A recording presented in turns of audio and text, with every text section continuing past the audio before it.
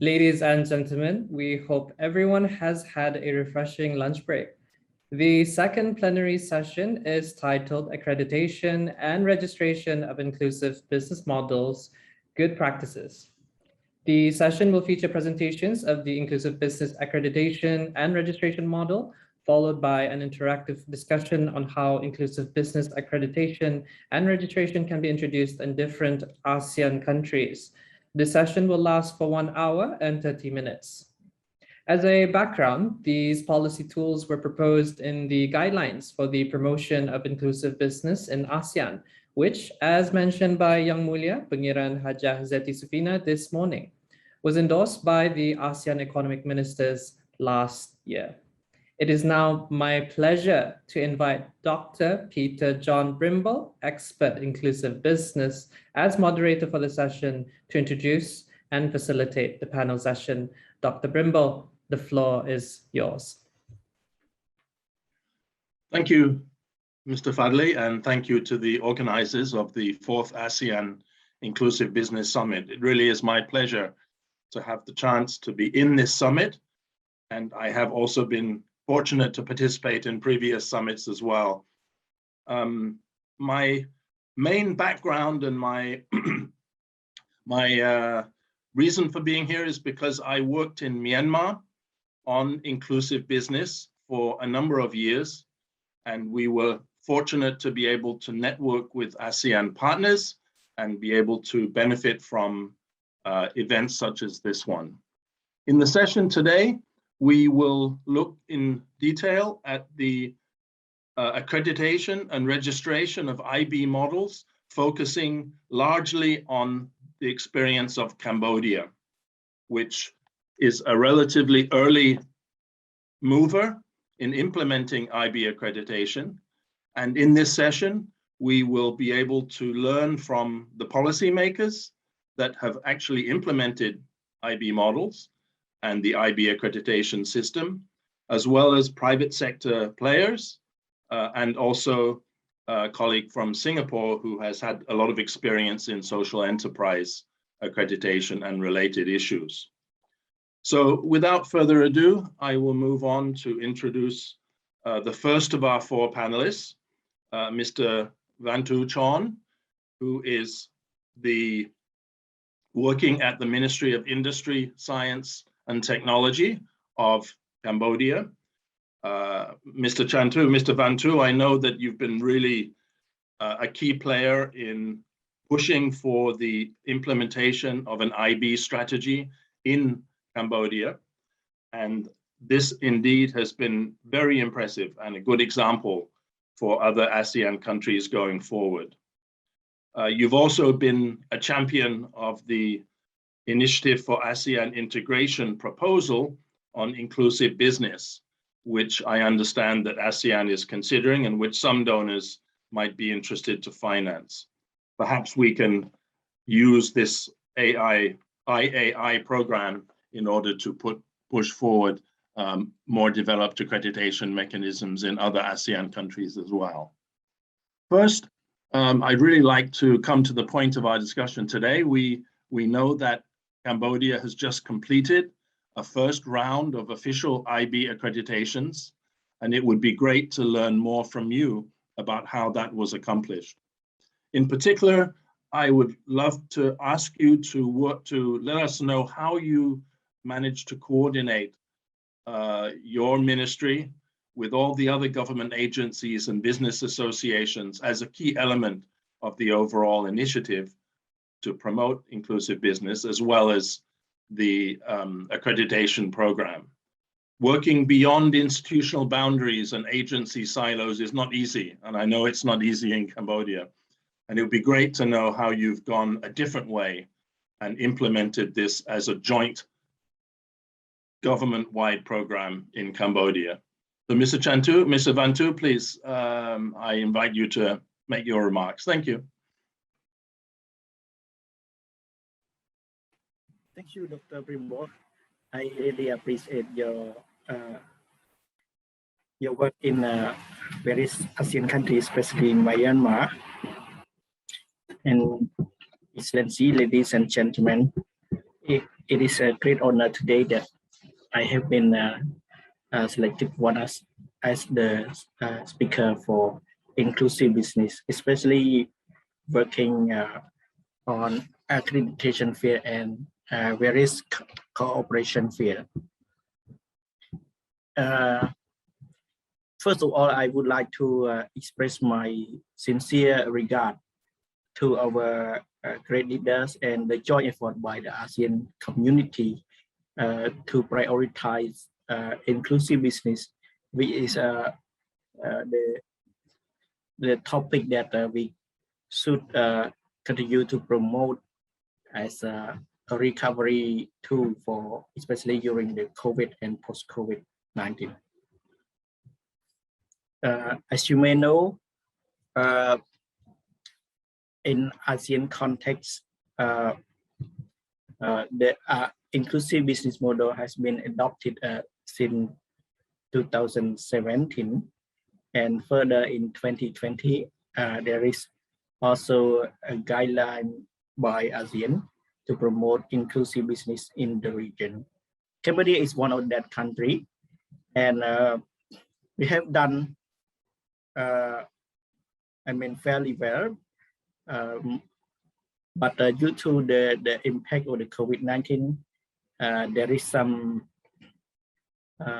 issue that come to our interference of the development and the progress of the inclusive business. I wish to also thank my colleagues and also my leaders, as well as our respectful private sector team to join the effort so far. Without the effort, we cannot move to this stage. In regard to my thanks to our development partner, especially iBAN and ESCAP for their continuous support. I must say thank again because they are very key, important partner, as well as our local development partner. Well, inclusive business has been new to Cambodia, and the strategy has been introduced and steered by our minister, and then we continue to develop and promote through the development of the strategy, what we call inclusive business enabling environment for Cambodia. And in that strategy, of course, it's aligned with the guideline of the ASEAN, and it more or less it has the 8 recommendation, which is also including the institutionalizing the IB, which we call structure in short, and then we also have the IB accreditation, IB business coaching, IB incentive program, IB risk reduction fund, and also IB promotion at ASEAN level. There are a lot of things that we are moving on, and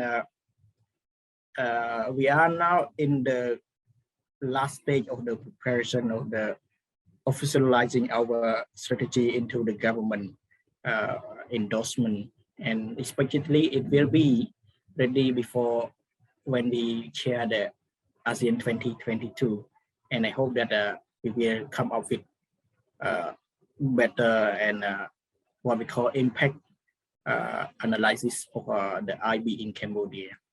Connecting to that, I wish to note on the IB accreditation work that we have firstly done in Cambodia. We have set up the IB accreditation that comprised of between the government and private sector business association. That is the form of the concept in public-private partnership. That is clear that we are not working in silo, and we are working as a team to make sure that the IB concept has been recognized throughout every walk of life of the people. In preparing the IB accreditation, we have some rationale that we want IB to be based on what we call transparency. How transparent is that? There is no measurement. I mean, there is no measurement, but we are the system of transparency in Cambodia accreditation is based on the commitment of 3 major components, which is it is to be recognized by the government, the company, and also the process itself. It is based on the rating that we provide to them. And also we are accrediting only the business line that counted as what we call a business that are providing good deed to the social, good for the company, and good for the development. In that, there were 18 companies that we have been accredited, and we look at their social impact, how they reach to the people, how they can benefit a large scale of community to make a change inside that community. The purpose of accreditation is to identify how one company can make a really system change in that particular area at a scale and continue to scale up, while that company can continue to survive and grow. I might not be able to touch on all the detail of the accreditation due to time constraint, and basically we also look at the innovation mind of the company, not just technology innovation, but also how business operate in the innovative way. Innovative here is referred to how they operate the business alternatively in a flexible way. As you may see during the COVID-19, most companies suffer a lot from the pandemic. Some go to bankruptcy, but some the existing IB companies are really dynamic, really strong, stay strong, because they started to change their way of doing business within the time frame, within the correct situation, and they survive. So unlike other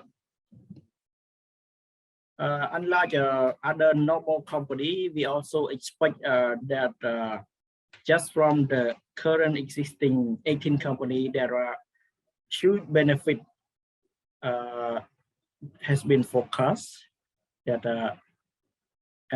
they will grow from around 100+ million US dollars in revenue to around 300 million US dollar in revenue in 2025. So with just these 18 companies, we could see that they bring a lot of work opportunity, a lot of services and products that are quite relevant to the people, maybe at the base of the pyramid or very poor, to change their life substantially. And the evidence is very true. And as I mentioned earlier, we want at the ASEAN Summit next year, Cambodia want to provide the impact study report from the IB company that they can bring to the Cambodian people. My last point is that Cambodian IB company could provide not just the impact or solution to the government or to their own people, but it is a kind of joint effort to promote sustainable development goal, especially on how we can sustainably reduce our consumption and ensure that the planet has been protected. And I am sure that it is not just government, but the role of IB is driven by private sector, which our colleagues, our friends from business association and company are joining us here today. I also take this opportunity to congratulate their success and their cooperation so far. Thank you. Over to you, Dr. Primbo. Thank you very much, Vantu. Just a very quick follow-up question. I think everybody would be interested to have an idea. How do you see the accreditation process rolling out into the future? I think it's quite what we call an evidence for everyone, because can you speak a bit? Okay. Yes, because you know, so far many companies are operating. Some people, they want to say that they are doing good, but they have no proof of what good they are doing. Taking the example of CSR, yes, we see that they are doing some good cause, building a hospital, building a school, or maybe providing some sort of relief to the disaster. That is quite short time, but not sustainable, and maybe somehow we cannot measure that in mind. But with accreditation, there are recognition from the government and from the private sector that this IB company has really bring a huge change to their work, and also they with recognition, we can also help them to connect to other incentive program, to other support program by the government, and also especially among to open up the market internationally, because with their good impact story that we are trying to promote, we are sure that the recognition has been understood by the people in other countries. And I'm sure that inclusive business idea is recognized globally, and this is the important key element of accreditation tool as a method to promote inclusive business, especially to bring further player into the ecosystem. And also, I think that a lot of impact investors are ready to invest in the company that want to turn themselves into socially oriented while commercially viable. And that's it. Thank you, Dr. Great. Well, I think that provides us with a very clear picture of the commitment of the Cambodian government, of the Ministry of Industry, Science, Technology and Innovation, and the team that is working on putting in place the overall policy framework. But I guess at the end of the day, the proof of the pudding really is in the response of the private sector to any such initiatives. And we're very honored today to have two key members of the private sector, one representing an association and one representing one of the companies which has been accredited already in Cambodia. So to kick off with Mr. Sambat Boon from the Young Entrepreneur Association of Cambodia. I've been really honored to work with the young entrepreneurs around the region, and in particular in Myanmar when we did our inclusive business work there. We worked very closely with that association to be one of our key partners in implementing and rolling out various measures. So, Mr. Sambat, it would be great for you to explain sort of why is the Young Entrepreneur Association interested in this program, how you cooperated with the government on developing the accreditation program and the readiness assessment tool, and the impression of your members on this inclusive business initiative. Thank you. Thank you, Dr. Peter.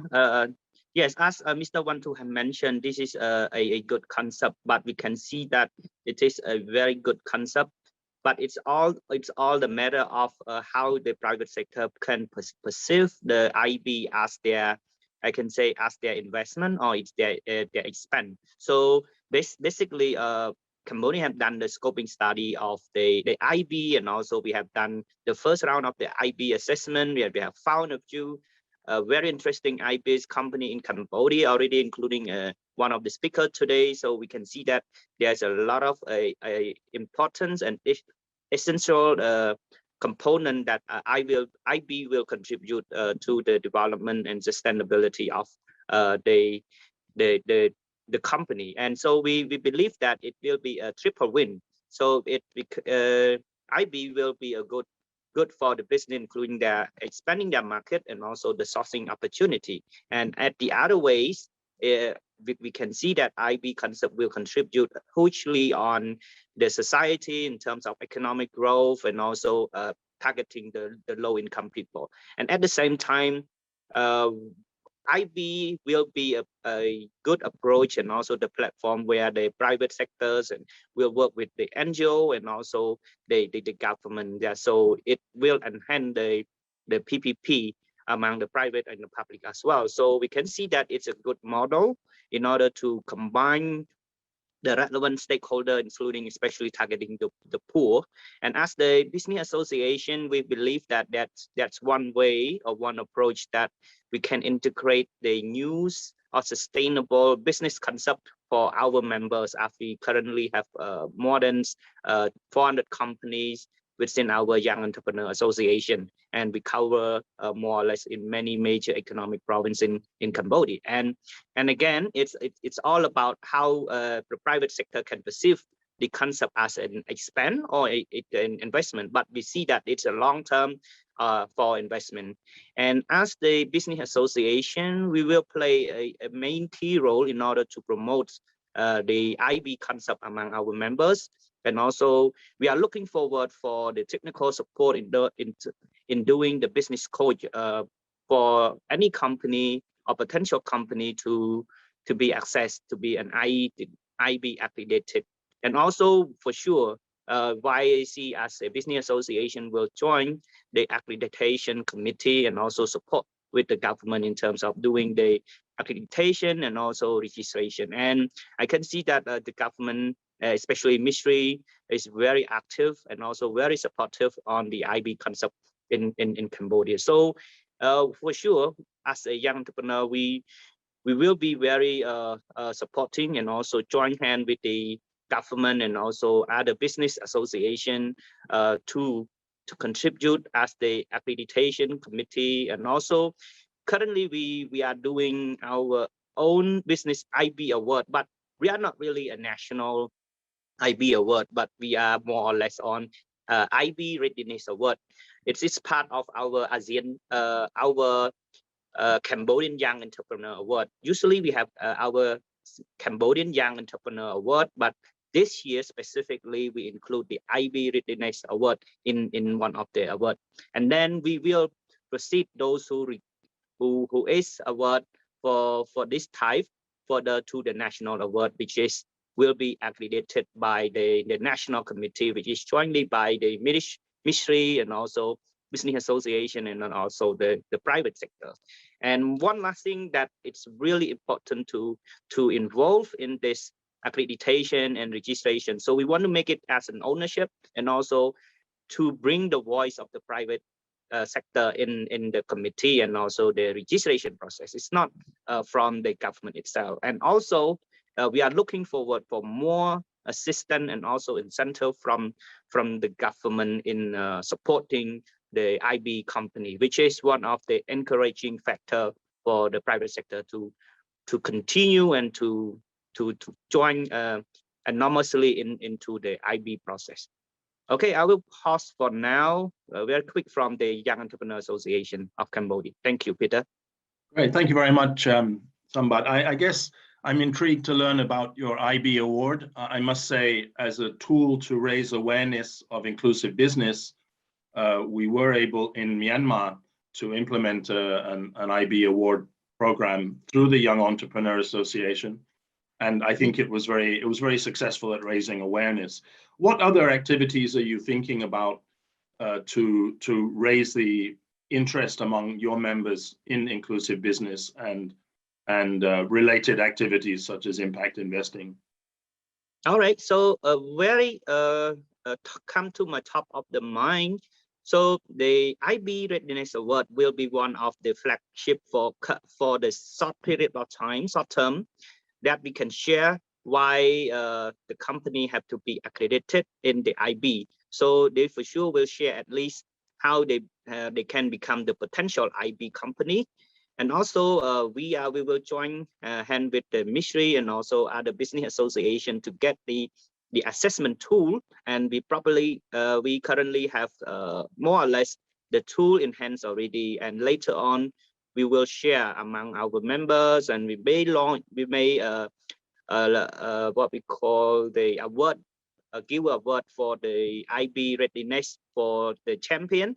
And also we will continue spread out what is the IB in Cambodia, because this is quite new and we need a lot of platform in order to streamline and also to raise the awareness of the concept for our private company. And also as the chair for the ASEAN next year, and as Mr. Wantu and also His Excellency from Ministry have mentioned, that we have a lot of work in terms of organizing the investment, the IB submit, and also we will include the IB in the ASEAN Business Award, and also still continue as part of our Cambodian Young Entrepreneur Award. And also as the YC will host the ASEAN Young Entrepreneur Carnival as well. So IB will be one of the interesting topic to be part of the discussion in the ASEAN Young Entrepreneur Council.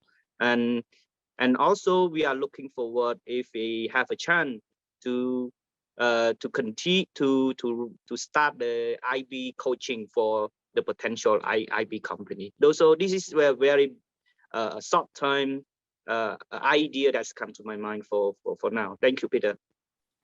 Well, that's great. I mean, I understand that the accreditation process, a key principle is that it's voluntary.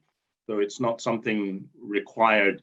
And I guess from a private sector point of view, that's very important. And also, I think the lesson on coaching in Myanmar, we did find very important to make available to companies that were interested to implement IB business lines, to make available some kind of coaching. In fact, we worked with a group called BOP Inc.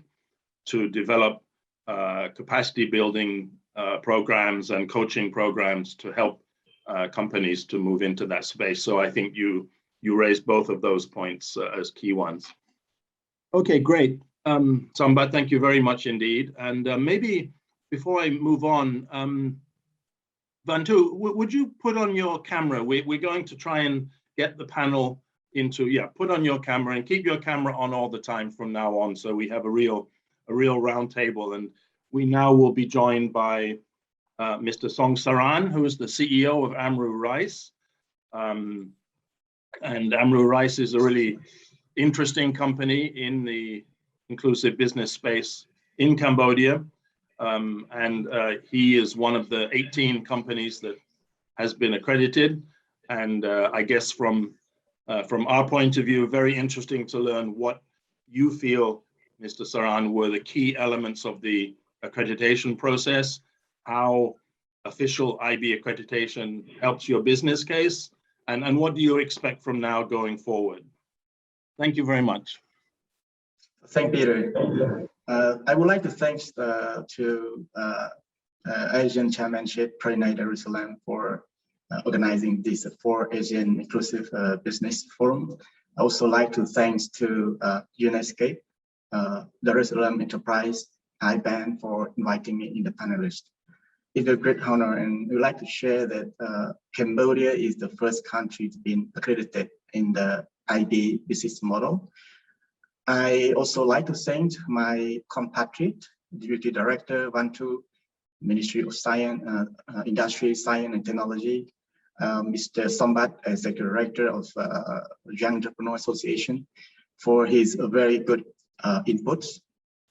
As you know that IB strategy in Cambodia is relatively new, very new. I know that you have 18 companies in the IB accredited, and we have been seeing this quite busy with with the COVID-19 pandemic, where the government put effort on people's health and the economy. We will see that this IB can say in my mind, it's like a house with foundations and roof, but it's still ongoing to complete all structures. The key element to complete are completing a regulation, laws, incentive program to support the IB.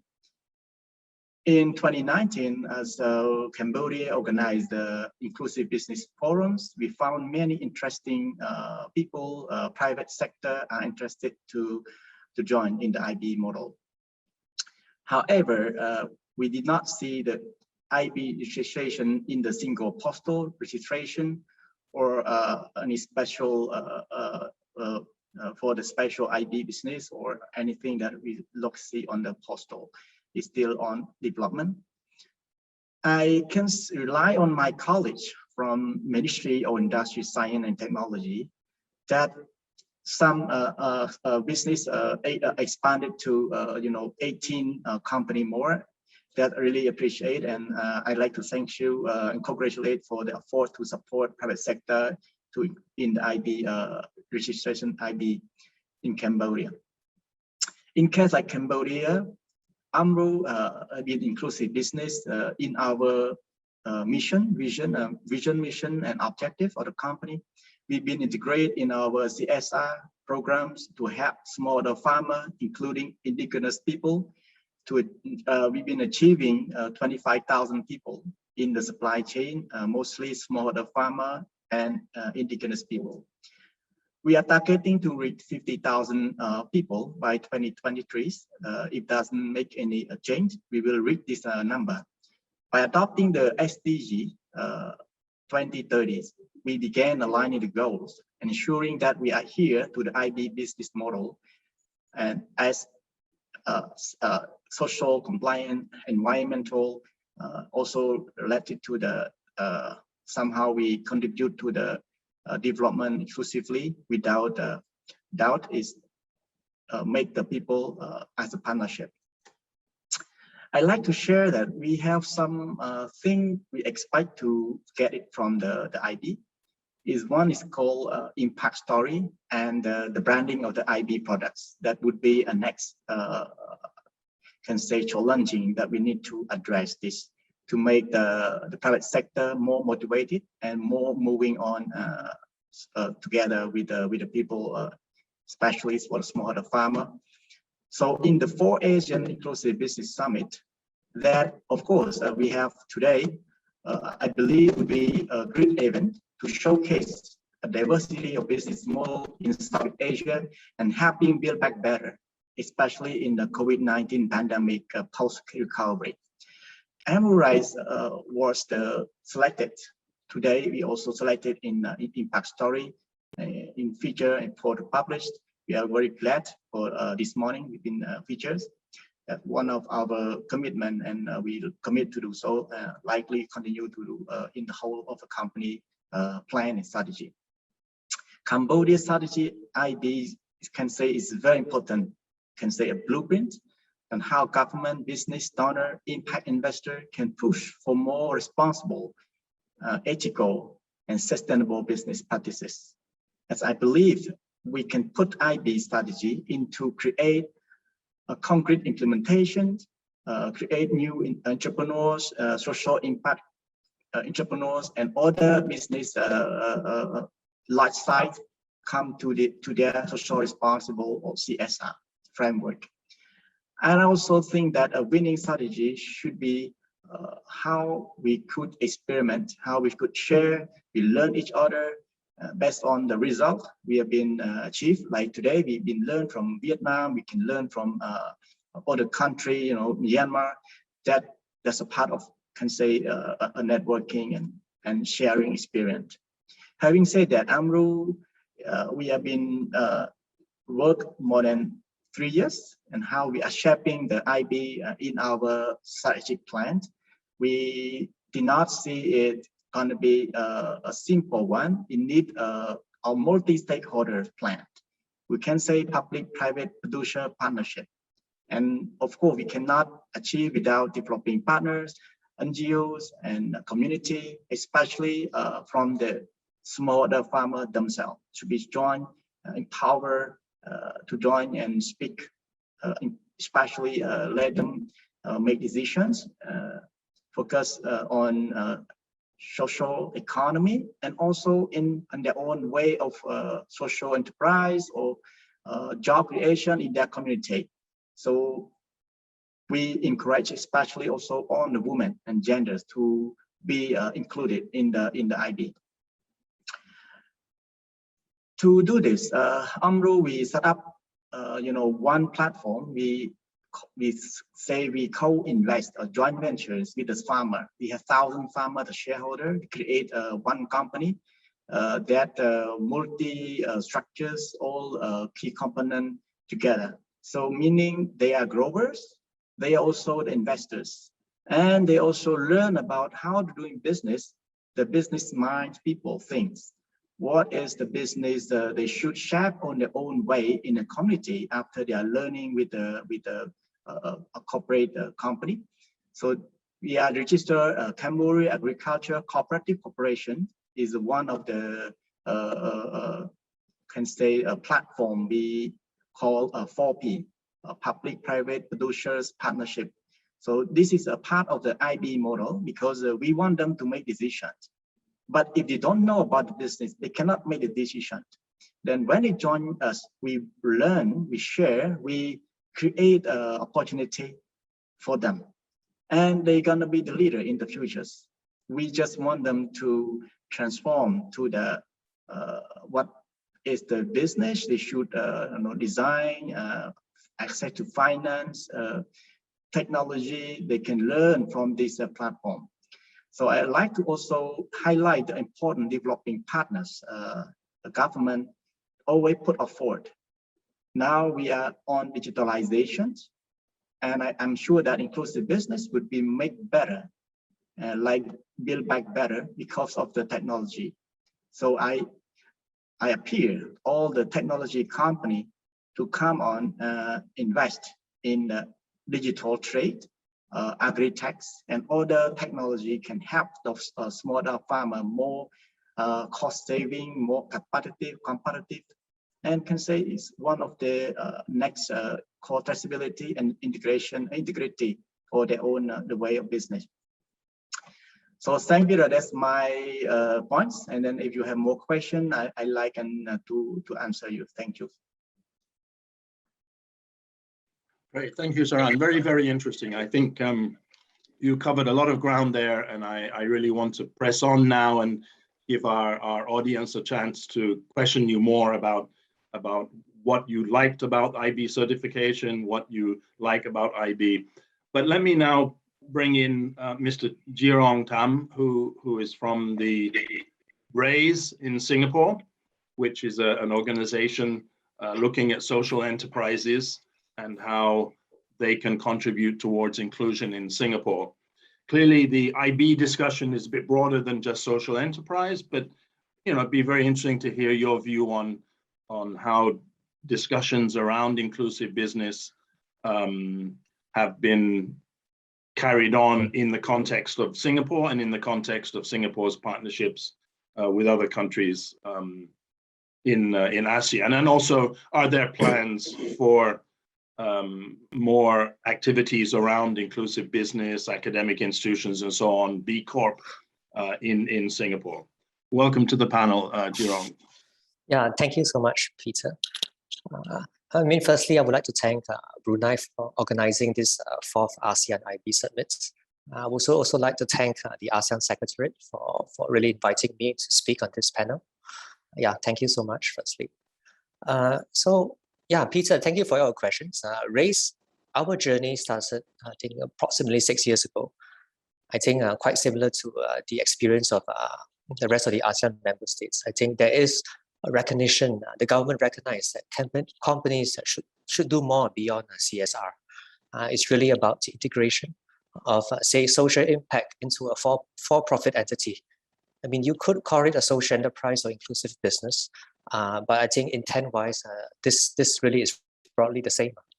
So what started out 7 years ago was there was a bit of policy discussion on how should Singapore go about, say, accrediting inclusive business or social enterprises? Should we go down the legislation routes, or should we simply go down a more loose accreditation or membership route? Because depending on what routes you wanted to take or we wanted to take, right, there are different pros and cons, policy implications, tax implications, regulatory implications, and so on and so forth. What Singapore decided to do was to go down the membership body routes. This is in order to strike a balance between social innovation as well as a more light touch regulatory oversight, if you put it that way. I think if Singapore had went down the legislative route, we need to really properly define what a social enterprise is. But there was a recognition that we wanted to promote, say, social innovation beyond just employment. And if you wanted social innovation, right, by going down the legislative route, it could actually stifle it. So what happened 6 years ago is that RAISE eventually was formed as an organization. What is interesting is that this is both a membership body or an accreditation body, as well as a sector developer for social enterprises. So in a way, I mean, unlike, say, a traditional governance model whereby you have an accreditation body, you have trade or business association, you have maybe a sector developer, right? What Singapore did was this is more like a 3-in-1. Everything combined to one entity that does accreditation as well as promoting social enterprises, as well as providing capacity building support for social enterprises. It is something to think about for the rest of, say, my counterparts in the ASEAN states. What kind of structure do we think would be useful? Should it be a 3-in-1, or should we actually split up some of these functions? I mean, RAISE is constantly evolving, and we are considering maybe in the near distant future to split up some of our functions. I suppose this leads to my second point on accreditation process. It's really just one cog in the wheel amongst the whole thing. I mean, the previous 3 speakers from Cambodia, they talk about not just accreditation, but the promotion of the IB model, plus other incentives in place. So yes, I agree that accreditation has to be rigorous, has to be well governed, not just at the initial point of entry, but on a continuous basis to renew a member. But at the same time, what are the incentives with accreditation? This is what we have experienced in the past, that it's about raising awareness of what exactly is an inclusive business or social enterprise. It's also about creating that viable impact financing ecosystem throughout to promote the growth of social enterprises. My membership body is only a 20-man team, quite small. So it's also about working with partners out there to grow the entire ecosystem. Now the question on Singapore, why did we not went down the IB accreditation route? So in a way, it's a bit more philosophical on how we wanted to, on why we did not go about doing it. I think what is important is that fundamentally, the definition of social enterprise is broadly aligned to what an inclusive business. Firstly, a social enterprise has to be profit-driven. It has to be a for-profit entity, but with social impact, right, embedded into its business processes. This could either be employing people from the BOP or providing goods and services to the BOP. So what I would say is that it is broadly aligned. Where it differs, right, is that unlike, say, IB, which is actually a very high bar because the focus is really on the big businesses out there, those with maybe $1 million revenue and above, and truly making truly sustainable, right? Singapore has taken a somewhat a more inclusive approach. We allow social enterprises to be called social, to be a member of RAISE regardless of your revenue, and we also accept social enterprises across different business stages of growth. It could be in an ideation stage, you could be in the early stage, or you could be a mature stage. In fact, out of our 360 members, approximately 10 million would qualify to be an IB based on the definition of the IB framework. These are highly sustainable social enterprises with more than $1 million in annual revenue, targeting the BOP equivalent in Singapore, and generally largely reliant on commercial financing. Yeah. So in terms of the potential, the ecosystem in Singapore, RAISE as a non-profit organization, we actually work very closely with Enterprise Singapore, as well as the Ministry of Social and Family Development. We see ourselves as the nexus between profit and social impact. And we work together closely with these two government agencies to see how we could actually promote social enterprises in Singapore. We do also collaborate with the IHLs, or the institutes of higher learning at the universities out there. For now, TASFA is more on the incubation process.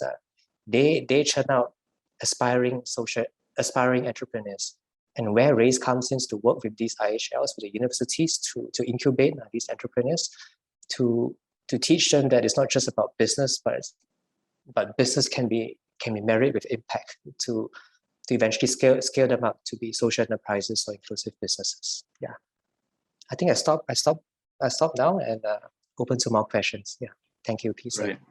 Thank you very much, Jerong. So now we have our panel complete, and we will ask everyone to imagine that we are all sitting around a table together and interfacing with each other, which I think is somewhat realistic, and this is very good. I really would like to urge the audience to submit questions. I have a couple of questions which have come in, but Christina, would it be good? I'm surprised there haven't been more yet. So I'm just wondering if it would be good just to give a quick explanation to people how they can submit Q&A so we can get it rolling, and then I'll go with the couple of questions that we have already and wait for more to roll in. So Christina? Yes, hi Peter. Just to quickly brief our participants on the method of which we are compiling the questions for today. You are welcome to submit your questions to Romain, Romain_UNSCAP. And then we will be sending, I think Romain will be sending the questions to you on the back end. Yeah, so that is to be doing. So when you say send to Romain, you mean go into the chat box and say to Romain and find his name in the drop-down list, or what? That is correct, yes. Okay. Okay, great. Well, let me kick off a couple of questions. Why did Cambodia decide to involve 5 government agencies and 5 business associations to jointly do IB accreditation? Bantu, what was your real rationale for that? That's a very important question that we used to also ask ourselves from the beginning, that why there are only some, but not everyone of us. It is from the idea that we want to have only the major representative of the voice, especially the private sector. But the committee is not quite, limited to this number. We still welcome others to join in based on their voluntary. And for the sake of the government,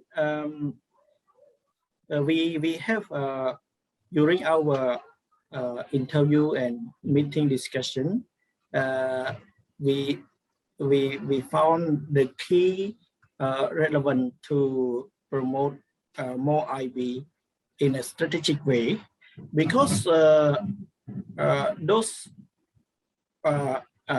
government ministries are playing important roles in their own field that are relevant to the 8 recommendation.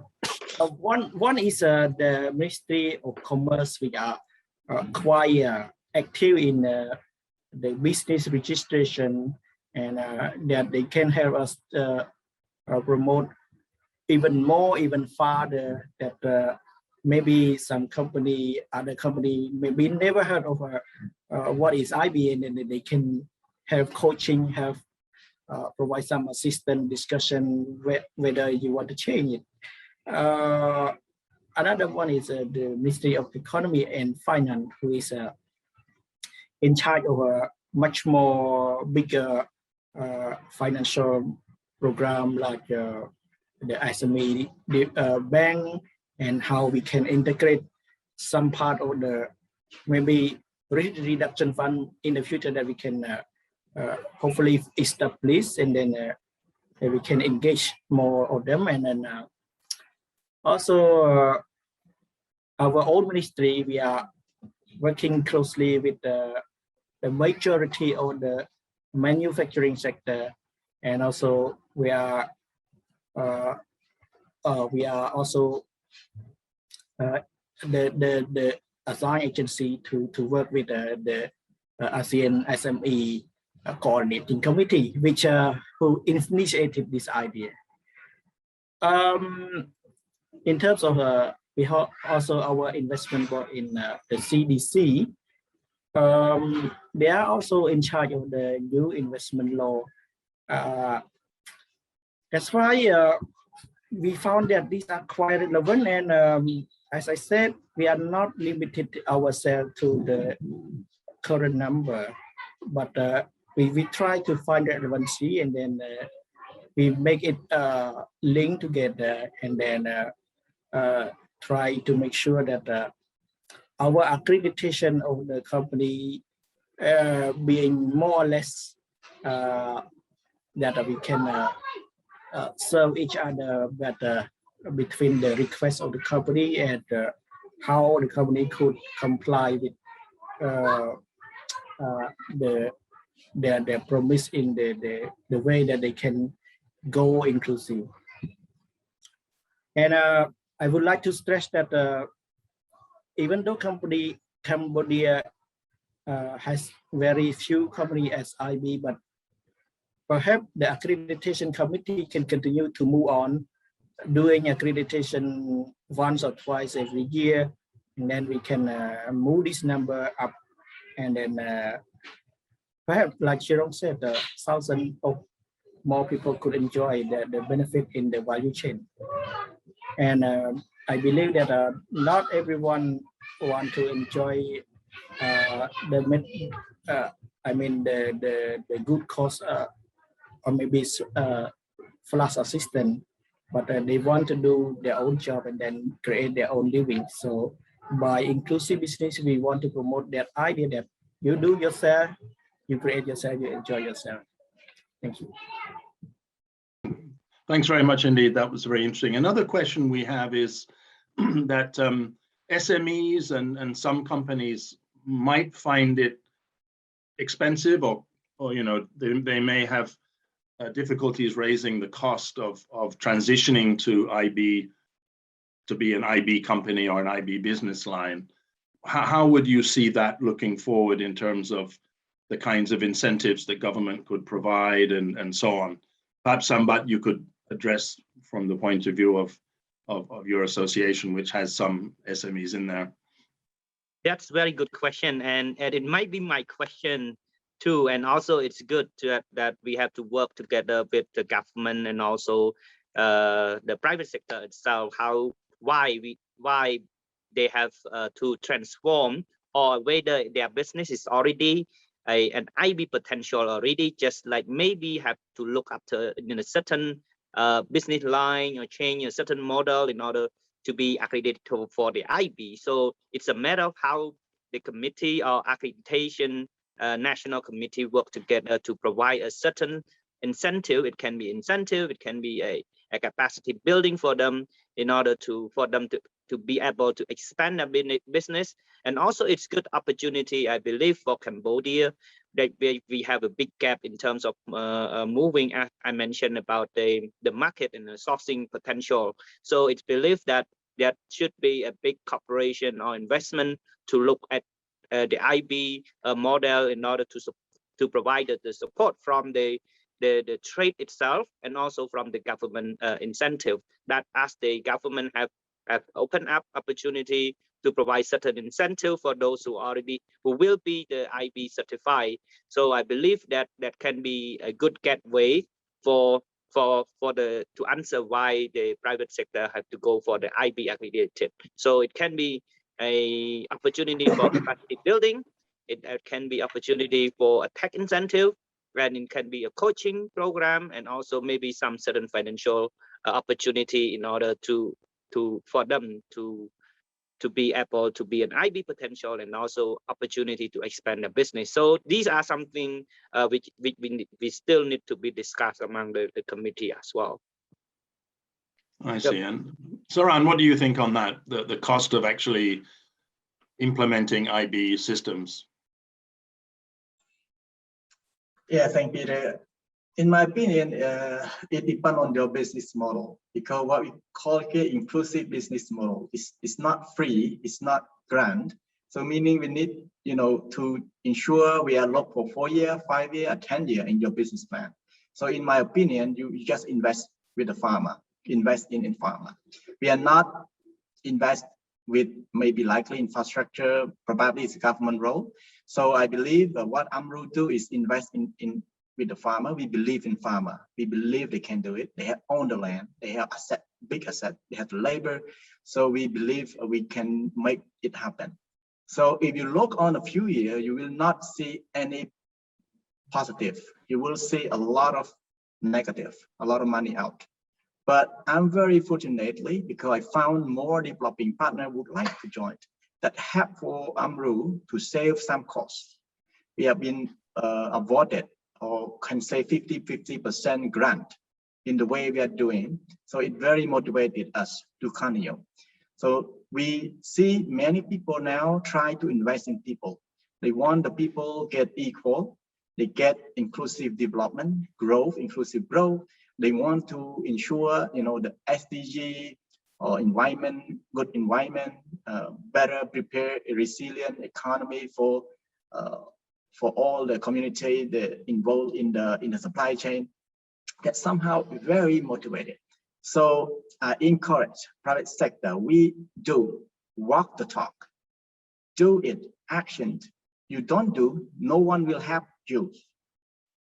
No one left behind. They will continue to do, but we need a leaders. We need a leader. So we have a good, a great leader for Cambodia government leaders. They have a great, wisdom to make this happen.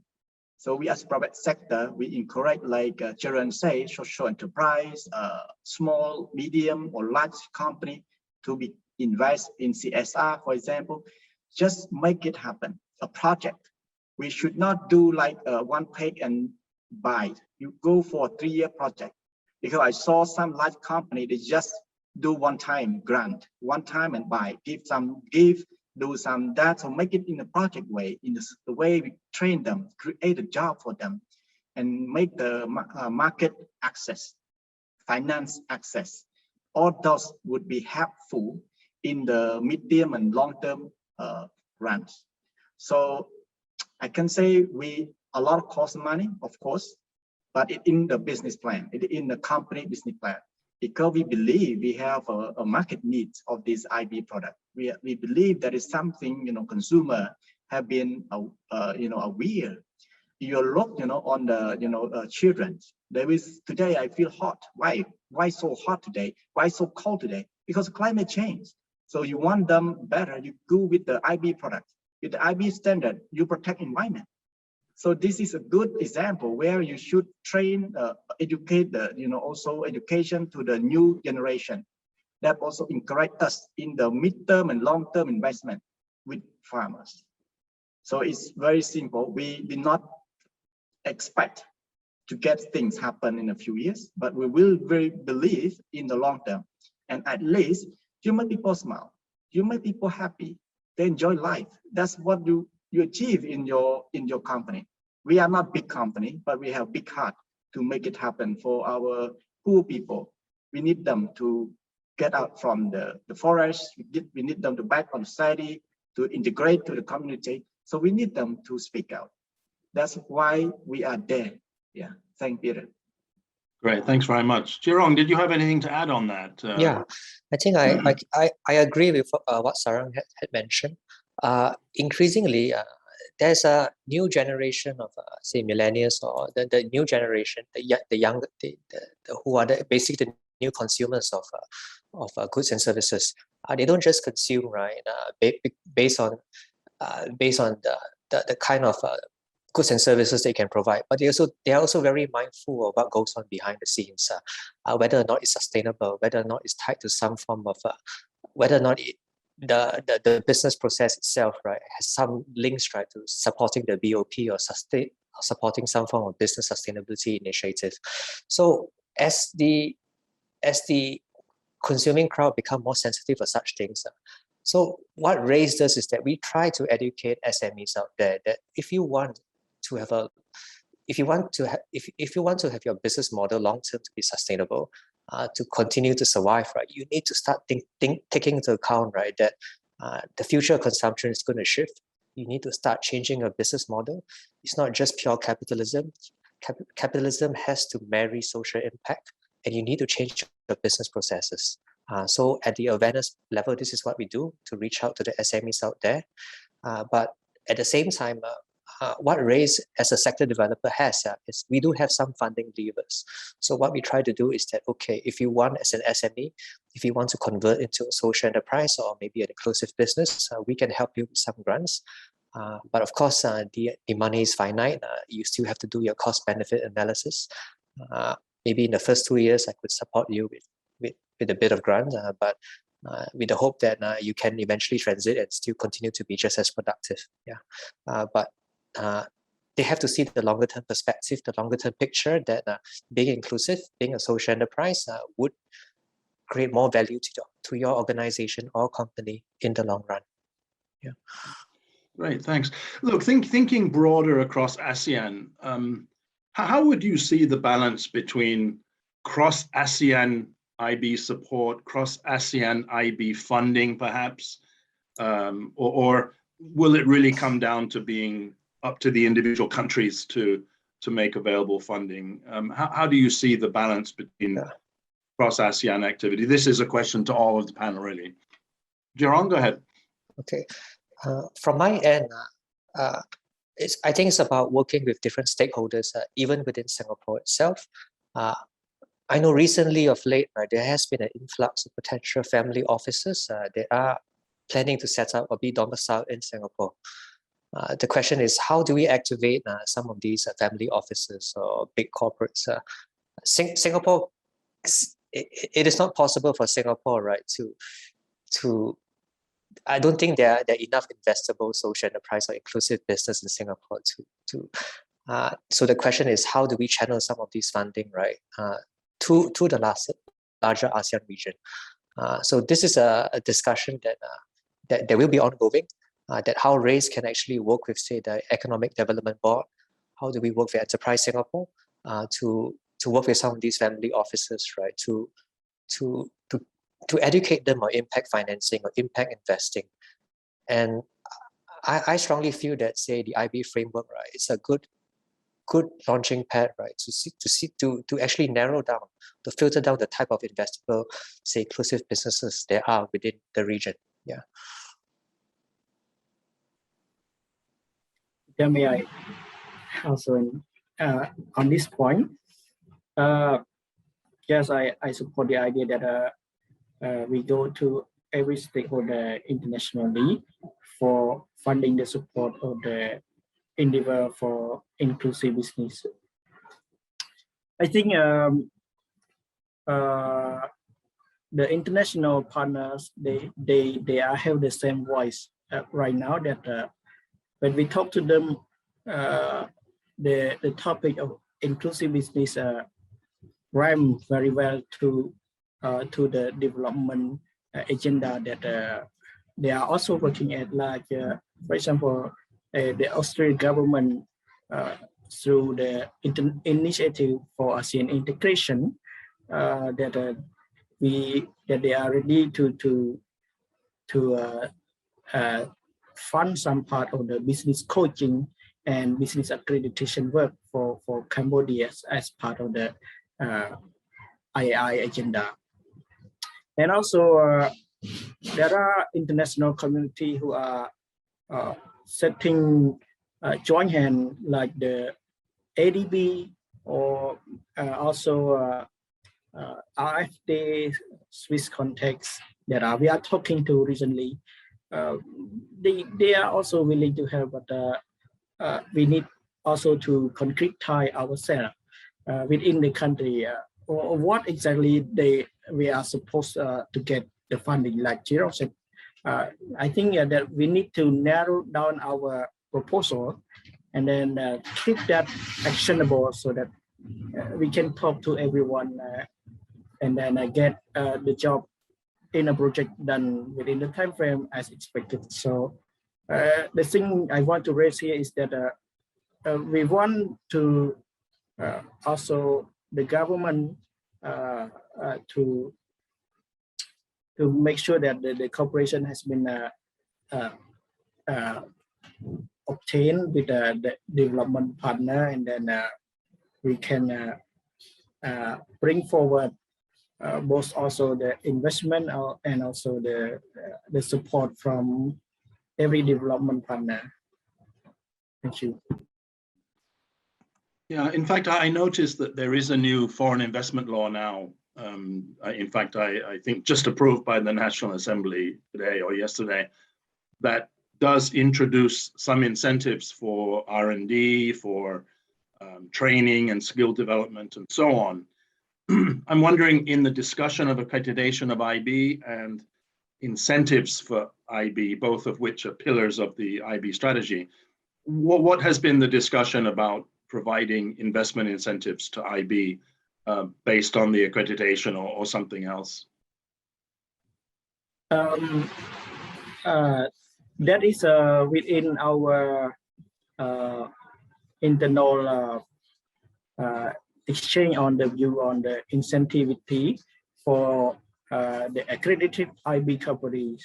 So we have been reaching internally that the new investment law will also provide some part of the incentive or maybe preferential incentive to the IB company in the form that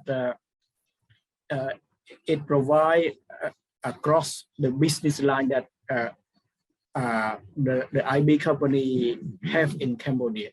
Because you may see that IB is not just happening only in one sector, but it happens in many sectors, from construction, from tourism to housing to healthcare.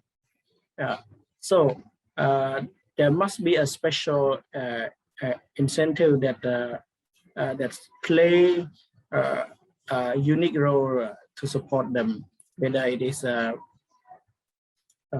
tax holiday or just within our plan, and also we will definitely want to connect them to the what we call public procurement if their business is concerned with the procurement, or in case they are going with the services industry.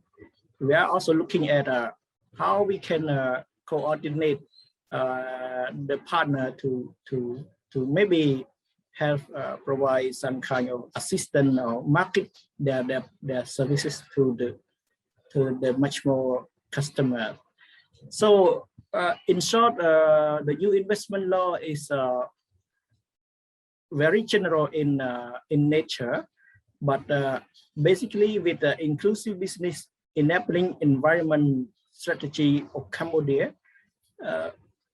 this will be referent to bring us the support in the discussion of the how investment, the tax incentive could play the part in this accredited IB company. I hope I answer your question.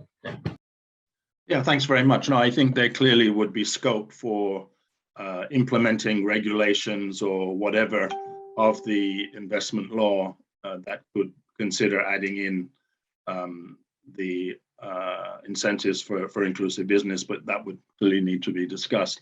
Okay, maybe I have a broad question from the floor for all of the group. If you were asked to identify 2 or 3 key lessons learned or 2 or 3 key problem hurdles, difficulties that you've had in implementing the accreditation system in Cambodia and related IB activities to advise to other ASEAN partners or any other countries thinking about following in this model, what would your key lessons learned, challenges, hurdles be, specifically related to the accreditation, but a bit broader as well? Saran, I mean, you kick off from the point of view of somebody that's been through the process already. Yeah, thanks, Peter. So, of course, in the accredited, I believe Cambodia, we are learned. We try to make sure how we more participate from all the stakeholders, especially small social enterprise community in the IB accreditation. So what I've been in accreditation, we are working along with the Ministry of Industry, Science, Technology. We also work with the business association. We share the know-how, what we have, and what we can do better. But I can tell you that my experience in the IB, I've been see a lot of social impact investors been very actively in Cambodia. Is one of the key points that I've been see. We are not seeing the government laws or regulation or incentive coming up, but I saw the private sector funding agency start to look on that. So it's not too late. I mean, we don't wait for the government law or policy. We should do it. As I said earlier, a lot of people will come to us. So I'm very happy because we have more and more developing partners, especially NGOs. They like to join in the IB. So at the grassroots, we are working, and I believe government also working on the way they have already the laws. So I also have been talk with the CDC, government, Cambodia Development Council. They also consider to approve the special, deterrent for the, can say the social impact, business or products that we invest. So these things would become next. But we don't wait those to become, then we do. We need to work from now, not to be late. Because, in the COVID-19 pandemic, we all suffer. Like my compatriot mentioned earlier, a lot of farmers, a lot of private sector, SME close, collapse or bankrupts, stopped farming, no job, something like that. So this happened. No one able to wait. They need to eat. They need to survive. So we have to act now. That's why I also thanks to all the developing partners. They come on and go along, the way we call like a partnership, a fair partnership. We do not have any agenda to, to make it delay or to make it, out of your program. We encourage them to join us. So all those supply chain, especially smaller farmer, they are more, warm in their mind. They have more confidence to work, continue this project. They go along with us for the next year. So now we are in the post-COVID recovery. I can say it's very good opportunity for all the private sector, small social enterprise, government policy makers come to engage on this. Most of the IB I can see in the agriculture sector, because agriculture sector, we can say is very high risk. We live on the way we are do call like depend on the climate, depend on how we are in the season. Good season, good yield. Bad season is worse, meaning it will suffer in the way we can see happening, flood, for example, or drought. That's a part of it. So we have to address together. And I know myself, we are work some year, very bad year, not only farmer, but us too, because we are the same, can say the same boat. When they suffer, we also suffer. So the same way we are work, a fair, a partnership. We try to ensure that they have to join prosperity, share prosperity with us. We are good, they are good. If we are bad, bad all. That's some we try to make a business model that IB integrated in IB, more open, more transparency. That's why we need data, the digital technology to make this more easier. That's what I appear earlier. We appear all the high technology company come to do work with us to reduce this, risk of climate change, risk of the market failures, logistic connectivity. That's some is really a problem at the agriculture, and that's mostly IB in agriculture. I can say in Cambodia, most farmers are small, and they are doing a lot, rely on farming, agriculture. So now they have to go, meaning commercial. They are not just produced for own consumption now. They have to look for profit. They look for commercialize. They need to produce good quality, compliant, and can sell higher price.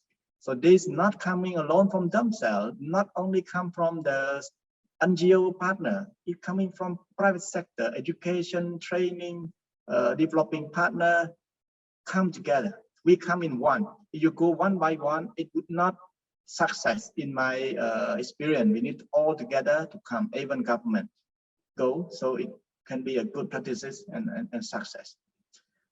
That's my, yeah.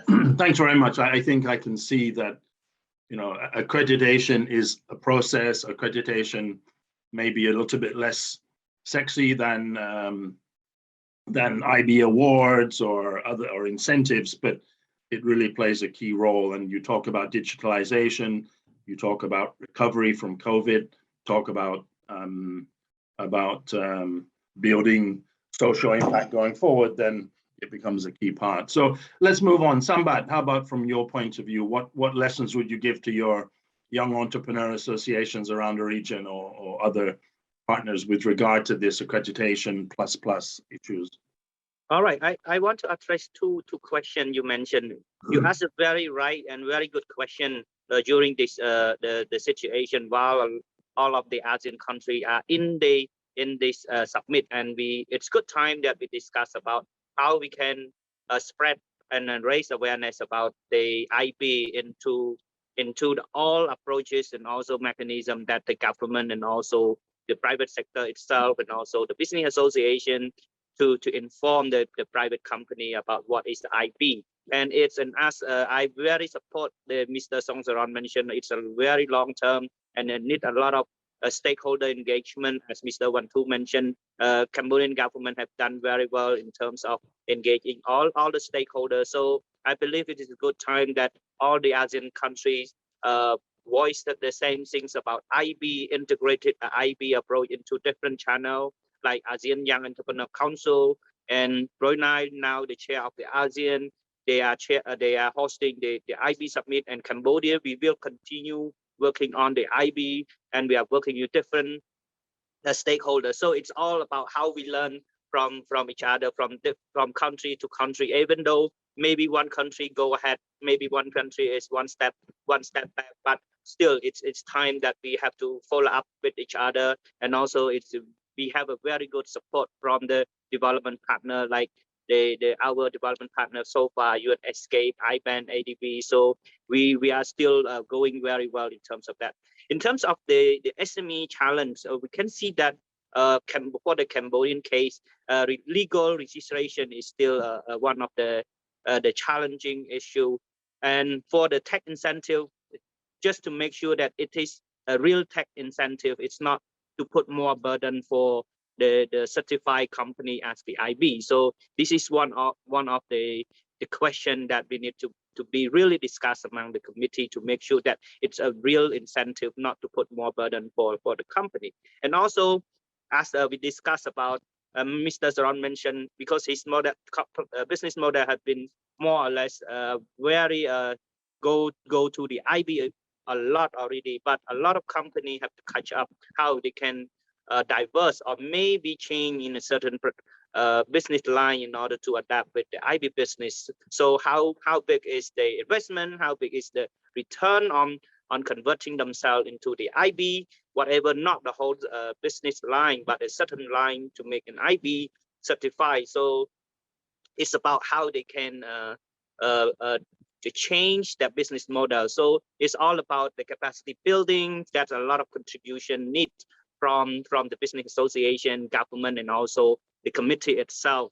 So what we have, what we plan to do with each other, it's also to support the private sector and to pave the pathway for them to reach the IB. But I believe in the current situation of the COVID, as the SME itself, they really need the survival in order to stay in this business realm. Otherwise, like our members, some of them have to diverse a bit their own business in order to keep the existing business, or they have to completely change. So a lot of decisions have to be made, and a lot of discussion have to be formed, and staying with the community and also business association like Mr. Zaron and also Mishri have done a lot of program in order to keep the SME survive. It's very important for them in order to look into another model of the IB. So it's gonna take time, but I believe if we work together as a team to make the voice stronger, I believe IB can go forward as the individual countries and also in the ASEAN as the whole ASEAN country. Thank you, Peter. Thanks for those very useful comments. Jirong, from Singapore point of view, how do you see the major lessons learned here and advice to countries looking? Okay. My advice is that we may not see the fruits of it now in the first 2 years, but this thing can be a huge network effects, right, in 5 to 6 years time. So don't be disheartened by it. When RAISE was set up in the first 2 years, nobody knew about RAISE. No stakeholders, no so-called government agencies would want to collaborate with RAISE, but it took significant effort to start connecting the dots. And basically, I think I just want to emphasize that be it a social enterprise membership or IB accreditation, it is actually extremely important. It forms the foundation, right, of creating the entire ecosystem, from impact financing to working with stakeholders and partners and everything. And once the reputation of the accreditation of this system is there, it will naturally attract the investors. RAISE is not what we are 7 years ago. I mean, it took us 7 years to get here, but we have corporates approaching us, we have government-linked companies, we have impact funds and family offices. So I would highly encourage that this is a long-term journey. You won't see anything maybe in the first year, but it will definitely bear fruit in the coming years. There'll be a huge network effect. Yeah. Yeah, thanks a lot, Jirong. Yeah. Okay, Bantu, from your point of view, what advice, what would be the key advice and learning that you provide to your ASEAN colleagues on the accreditation, particularly, but IB in general? Yeah, I also agree with Jirong that we cannot incubate things in a short run. And I encourage our friends around the countries and across the country to keep our voice on and cooperate together. What I face the challenge so far is that we start from scratch, and it's quite new that the concept IB to Cambodia is something new, but people doesn't realize that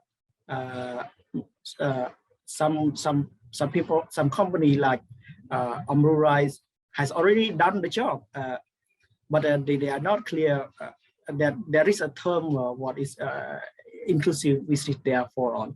So we have a very what we call conflicts of discussion between the people in the policy making process, and also when we reach out to other development partner, maybe they also misunderstood us. But we make sure that we keep our objective clear, that this is for sustaining the good impact to the society, and we help out the people.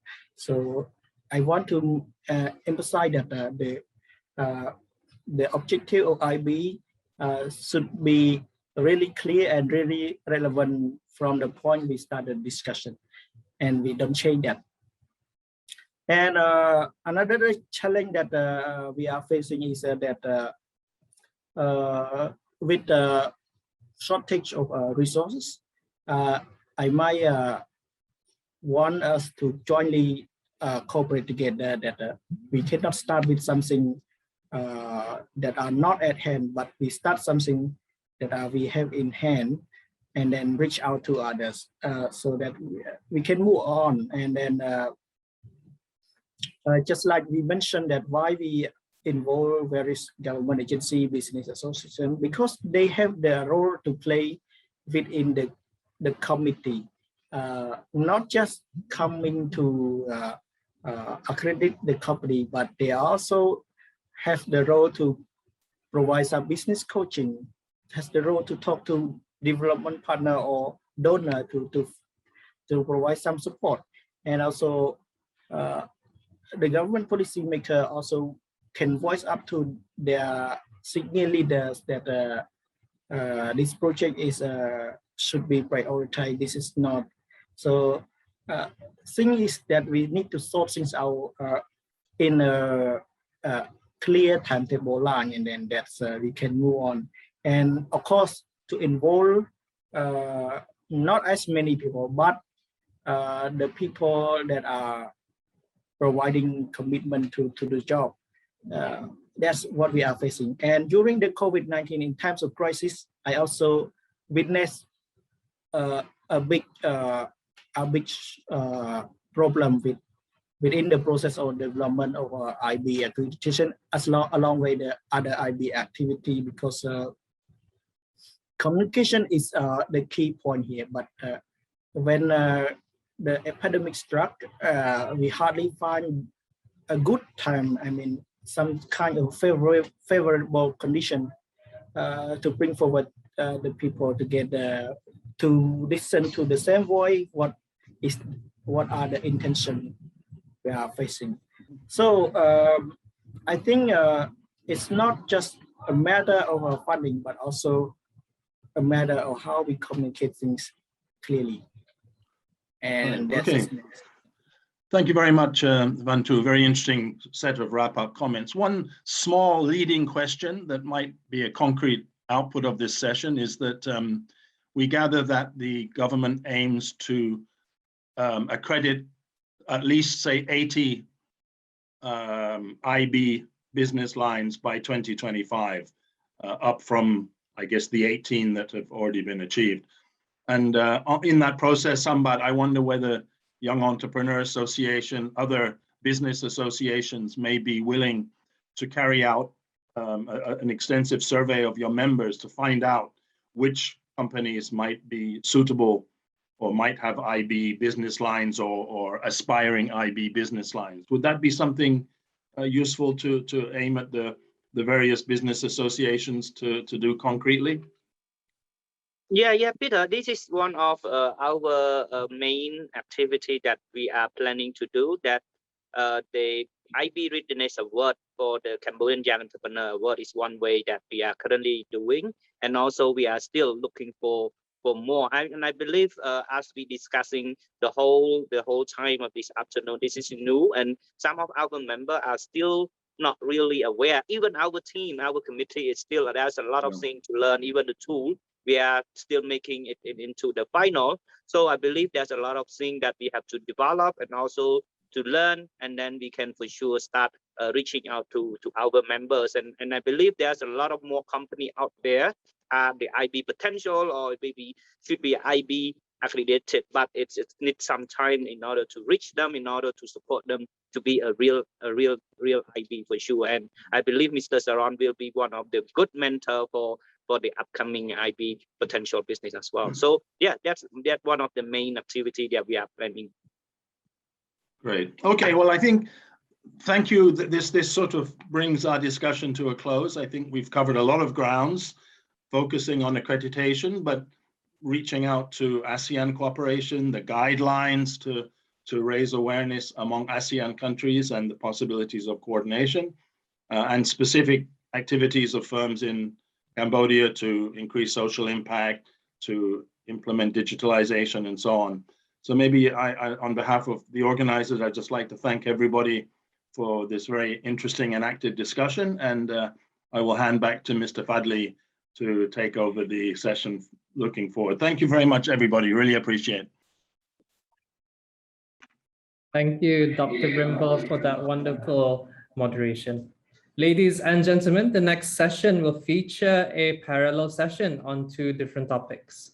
The first parallel session 3A, titled Coaching Businesses to be Inclusive, Key Insights, moderated by Mr. Marcus Dietrich, Director for Policy, iBAN.